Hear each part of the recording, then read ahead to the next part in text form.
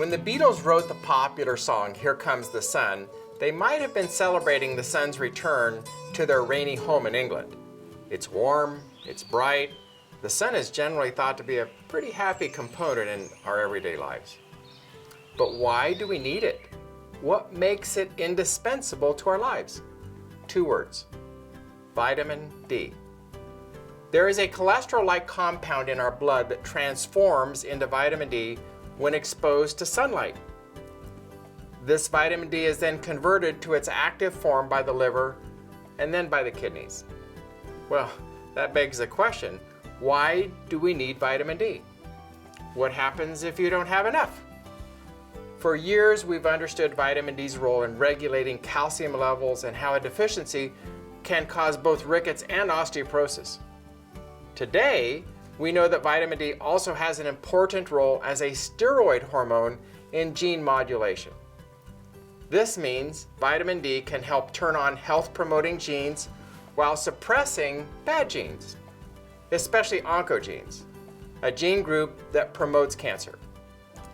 And let us not forget vitamin D's very important role as an antioxidant. Sun exposure among men was studied in a recent cancer research article.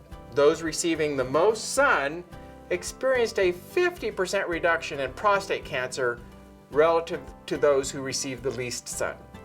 This is only one example, as vitamin D has also been shown to reduce many other types of cancer. This doesn't mean that you should spend every minute of every day basking under the sun. Most people need to spend only a short time in the sun to maintain healthy vitamin D levels. Once a person makes enough vitamin D, any extra is turned into inactive substances. An adequate storage of vitamin D during summer months usually provides sufficient amounts for the winter months.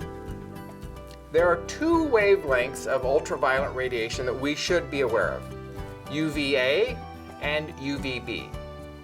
The production of vitamin D requires UVB radiation, which is blocked by most sunscreens. It's the UVA rays that are not blocked by most sunscreens, yet are the most dangerous for most types of skin cancer. What this means is that by using a sunscreen product, you've reduced your vitamin D level. You've also done very little to decrease your risk for skin cancer. Ultimately, sunshine is important for cancer reduction, rickets prevention, and reducing osteoporosis. Moreover, sunshine can also keep you happy. You might have heard of seasonal affective disorder, otherwise known as SAD or SAD. It's a type of depression that occurs at the same time every year, starting in the fall and then improving in the spring.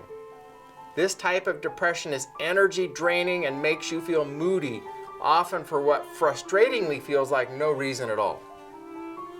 If you're going through this now, go and try to find a patch of sun.